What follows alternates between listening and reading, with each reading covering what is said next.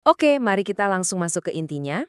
Bayangkan ada sebuah dana pensiun raksasa, nilainya 4,5 miliar yen, atau sekitar 450 miliar rupiah.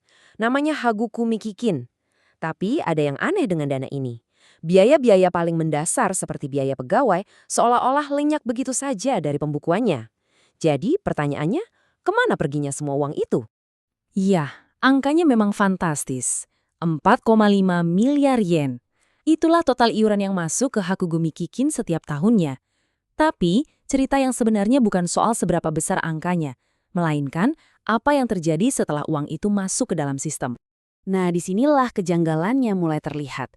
Coba lihat, hampir 90%, ya 87% dari semua pendapatan itu ternyata nggak dikelola sendiri.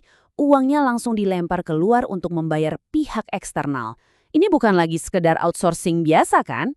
Ini menimbulkan pertanyaan yang sangat-sangat besar. Jadi, coba kita pikirkan sejenak. Kalau hampir semua pekerjaan pentingnya dikerjakan oleh pihak luar, lalu apa dong fungsi dana ini sebenarnya? Apakah ini cuma sekedar cangkang kosong? Sebuah entitas yang tugasnya hanya menjadi perantara aliran uang dari satu pihak ke pihak lain? Oke, kita masuk ke bagian pertama.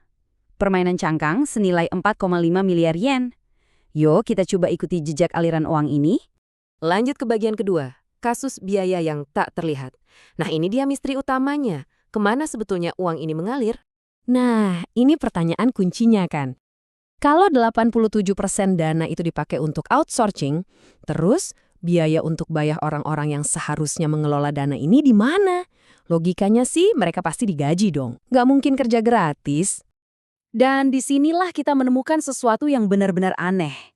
Kalau kita lihat laporan keuangannya, pendapatan iuran ada, biaya administrasi ada, biaya outsourcing yang super besar itu juga ada, tapi pos untuk biaya personel hilang, lenyap, sama sekali tidak ada jejaknya. Ternyata, biaya personel itu bukannya tidak ada, cuma disembunyikan. Semua biaya untuk personel itu dimasukkan, atau lebih tepatnya ditenggelamkan, ke dalam satu pos raksasa biaya outsourcing yang nilainya 3,9 miliar yen itu. Nah, inilah triknya. Beginilah cara biayanya jadi tak terlihat. Salah satu analisis bahkan menyebutkan konsep biaya personel dana itu sendiri hampir tidak ada dalam akuntansinya. Jadi ini bukan salah ketik atau kelalaian ya, ini memang sengaja dirancang seperti ini. Lantas, apakah ini ilegal? Jawabannya, ternyata tidak juga. Ini lebih soal memanfaatkan celah dalam struktur hukum. Karena dana ini bukan perusahaan publik, personal kuncinya bukan karyawan tetap, dan gak ada aturan yang memaksa mereka merinci biaya outsourcing, ya jadilah biaya ini tetap tersembunyi dengan aman. Oke, kita masuk ke bagian ketiga, legal tapi tidak transparan. Dan ini semua berujung pada satu hal, tata kelola dan kepercayaan.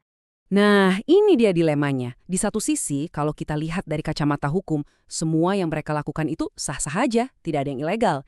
Tapi di sisi lain, sistemnya dibuat sangat buram, salah tidak transparan, sampai-sampai hampir mustahil buat kita, orang luar, untuk benar-benar tahu siapa melakukan apa dan dibayar berapa.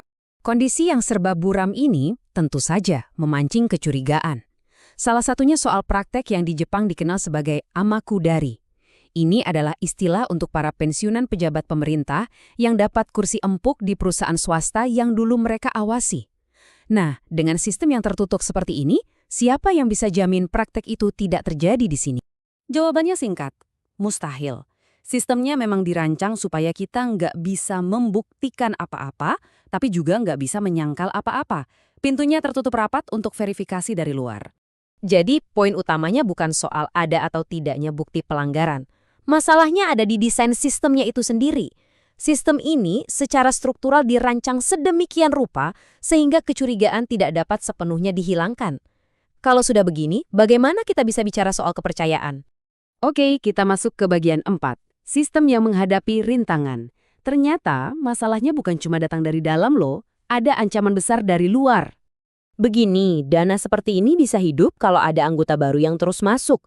Masalahnya, Jepang sekarang sedang menghadapi bom waktu demografi. Angkatan kerjanya makin sedikit, usaha kecil yang jadi target utama mereka banyak yang tutup, dan di saat yang sama populasi yang menua, artinya makin banyak orang yang harus dibayar pensiunnya. Ini resep yang kurang bagus kan? Selain itu, ada satu lagi pilar utama yang menopang dana ini, insentif pajak dari pemerintah. Nah, kebijakan ini kan nggak abadi, bisa saja berubah. Kalau suatu hari pemerintah Jepang, karena tekanan fiskal, memutuskan untuk mengurangi atau bahkan menghapus keringanan pajak ini, ya bisa dibilang seluruh model bisnis mereka bisa langsung goyah. Coba bayangkan, kalau insentif pajaknya dicabut, daya tarik untuk bergabung bisa anjlok drastis. Tanpa keuntungan itu, alasan utama orang menaruh uang mereka di sini bisa jadi hilang sama sekali. Dan kita sampai di bagian terakhir, tantangan pensiun yang sebenarnya. Karena pada akhirnya, ini bukan cuma cerita tentang satu dana pensiun saja. Ini adalah cerminan dari masalah yang jauh lebih besar di tingkat nasional. Coba kita rangkum. Basis iuran yang terus menyusut karena demografi, resiko kehilangan keuntungan pajak, biaya operasional yang tinggi dan kaku karena model outsourcing, dan yang terpenting, krisis kepercayaan karena kurangnya transparansi. Semua masalah yang kita lihat di Hagukumi Kikin ini sebenarnya adalah gejala dari penyakit yang sama, yang sedang menggerogoti seluruh sistem pensiun swasta di Jepang. Jadi, dengan memahami kasus satu dana ini, kita sebenarnya sedang melihat gambaran kecil sebuah mikrokosmos dari masalah struktural raksasa yang dihadapi oleh seluruh sistem pensiun swasta di Jepang. Jadi pada akhirnya, pertanyaannya bukan lagi soal apakah sistem ini baik atau jahat. Pertanyaan yang lebih relevan adalah apakah sistem seperti ini bisa bertahan dalam jangka panjang?